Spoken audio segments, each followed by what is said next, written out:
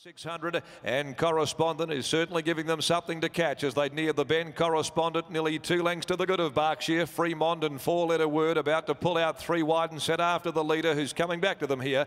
Then came Royal Attraction, winding up now, being followed by Beyond to Love. Now young Kersley's gone right back to the inside with Beyond to Love at the top of the home straight, saving valuable ground.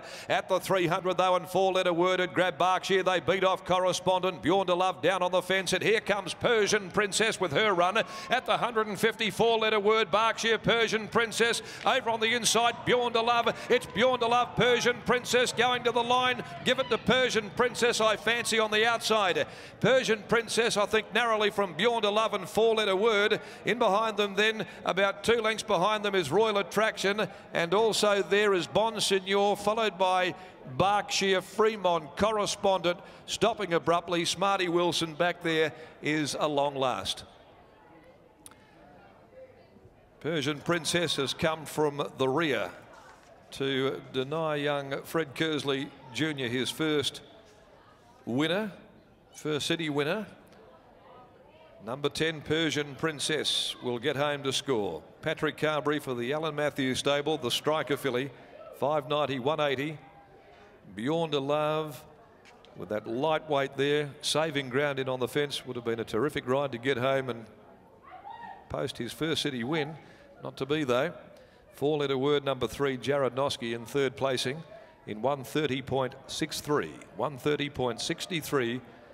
And it'll be Persian Princess for the White Diamond Bloodstock Proprietary Limited, managed by Ms. L. Dowling, trained by Alan Matthews, ridden by Patrick Carberry. Beyond to Love number 7, a Lonhro High on Love gelding for Judith Kersley, Scott, Josh Duncan, Fred Fairthorne Jr., Gary Robertson, G. Hart, Brad Thomason, prepared by Fred Kersley, ridden by Fred W. Kersley.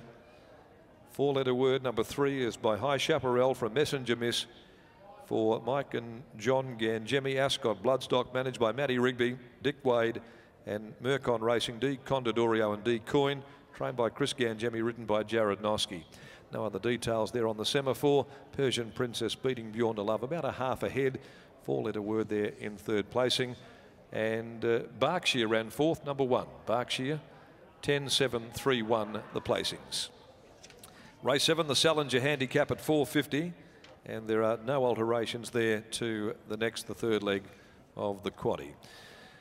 So a tight finish here, and it's the Alan Matthews trained Persian Princess, the 3-year-old filly that has got home to score after coming from back there last on the bend. And Alan is down there in the yard with Adam McGrath.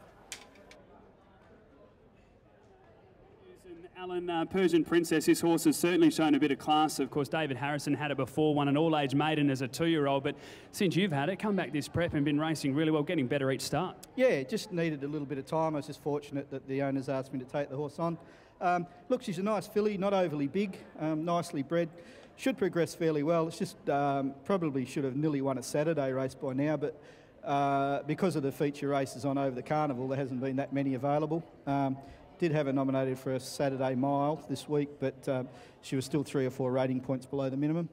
Yeah, another couple of runs and then away for the middle of summer, and then back in the autumn should be a nice filly. She just looks to do a lot right as well. She settles well through those early stages, but the moment that the jockeys are, she responds immediately. Yeah, she's, you know, we haven't gone, she's not overly big, and she's a little bit porky, so we don't go out of our way to try and get her trim and fit, because it would probably be too much for her.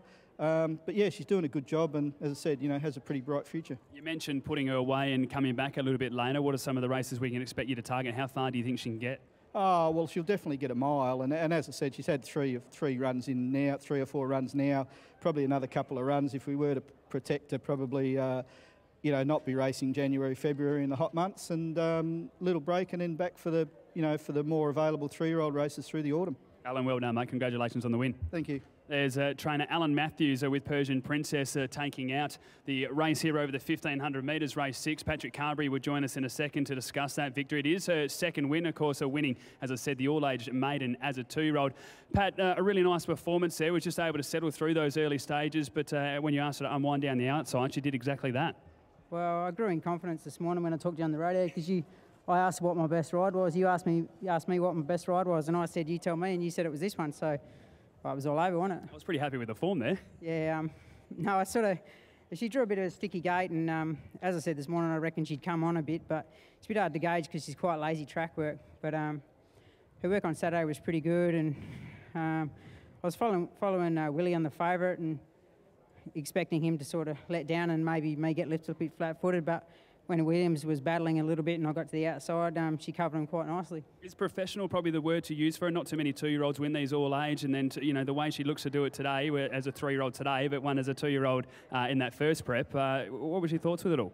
Yeah, as you say, it is quite hard for a 3-year-old to beat the older horses, especially being a filly. There hasn't been much program to sort of suit her distance-wise.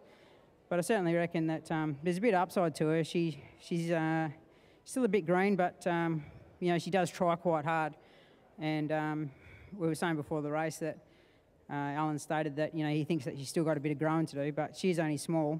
But if she can grow a little bit more, she has got that genuine quality, and hopefully down the track we might be able to get her in the right race, and hopefully Belmont maybe get her a little bit of black type, and the owner's been breeders.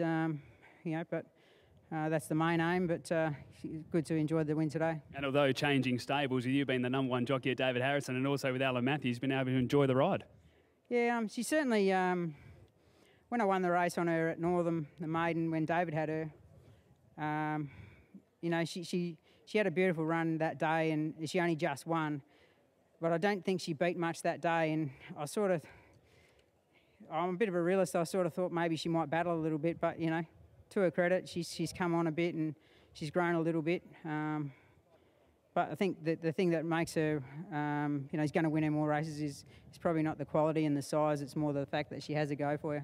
Well done, mate. Really appreciate the insight. Congratulations. Cheers, mate. Thanks. There's Patrick Carberry, winning jockey aboard a Persian Princess, which has taken out race number 6, the club membership handicap, over the 1,500 metres, a Class 3 event.